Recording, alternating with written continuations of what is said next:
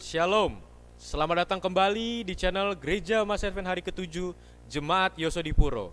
Pada kesempatan ini saya akan memaparkan tentang pelajaran sekolah sahabat kita pada tanggal 11 Juli tahun 2023 tepatnya hari Selasa dengan judul mengambil bagian dalam kuasa kebangkitan.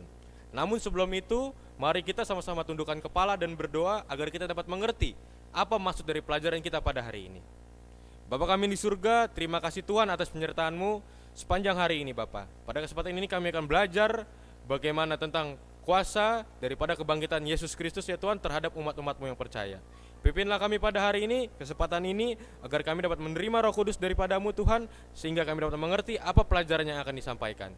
Terima kasih Tuhan, di dalam nama anak-Mu, Yesus Kristus yang telah mati dan bangkit bagi kami. Amin. Judul pelajaran hari ini yaitu mengambil bagian dalam kuasa kebangkitan.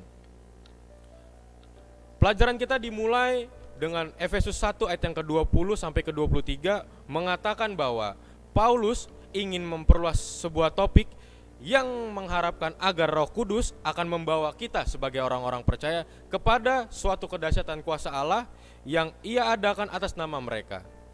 Dan akan ada dua buah peristiwa yang dibahas pada pelajaran saat ini. Yang pertama adalah kebangkitan Yesus dari kematian, dan yang kedua yaitu Yesus dimulaikan di tahta alam semesta.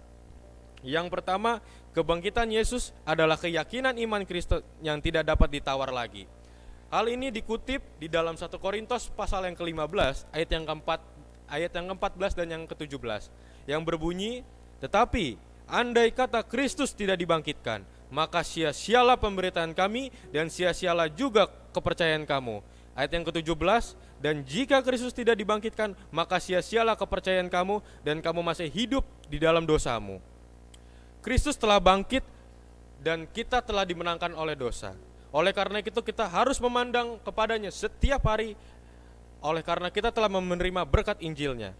Termasuk kita harus menerima terhadap kehadiran Roh Kudus di dalam hati kita masing-masing serta di dalam kehidupan kita. Gambaran bahwa Allah menundukkan Yesus Kristus di sebelah kanannya mengartikan bahwa pada saat kenaikan Kristus, hal ini merupakan sebagai pendahuluan bagi Kristus yang memenuhi segala sesuatu dan memberikan karunia kepada gerejanya. Di saat Yesus telah bangkit dan Dia telah duduk di sebelah kanan Allah, hal ini membuktikan bahwa sebagai orang Kristen kita telah menerima satu janji bahwa Yesus Kristus telah bangkit dan kita telah diselamatkan oleh dosa-dosa kita.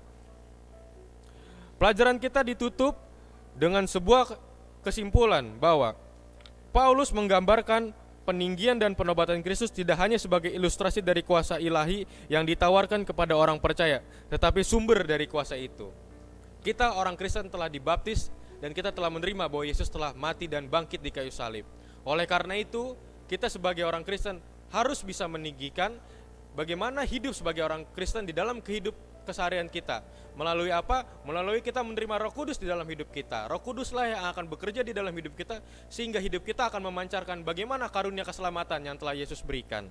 Lalu pertanyaan terakhir adalah bagaimana kita bisa menghidupkan kuasa tersebut? Bagaimana kita dapat menghidupkan kuasa kasih karunia yang telah Yesus berikan? Saya ingin mengutip pada ayat yang terakhir terdapat di dalam 1 Korintus pasal yang ke-15 ayat yang ke-34. Berbunyi bahwa sadarlah kembali sebaik-baiknya dan jangan berbuat dosa lagi. Ada di antara kamu yang tidak mengenal Allah. Hal ini kukatakan supaya kamu merasa malu. Sebagai umat Kristen yang percaya, kita telah mengenal bagaimana Allah. Kita telah mengenal bagaimana Kristus melalui upacara baptisan. Oleh karena itu, marilah kita untuk merubah hidup kita. Kita tinggalkan kebiasaan-kebiasaan buruk kita tinggalkan dosa-dosa kita. Hal ini merupakan hal yang patut kita lakukan karena kita sebagai umat percaya telah menerima kebenaran. Marilah kita mempelajari pelajaran kita di hari-hari berikutnya dan marilah kita mengikuti pelajaran sekolah sahabat di channel Gereja Mas Ervin hari ke-7 Yosodipuro. Saya bawakan di dalam nama Tuhan Yesus Kristus, kiranya Tuhan memberkati kita semua. Amin.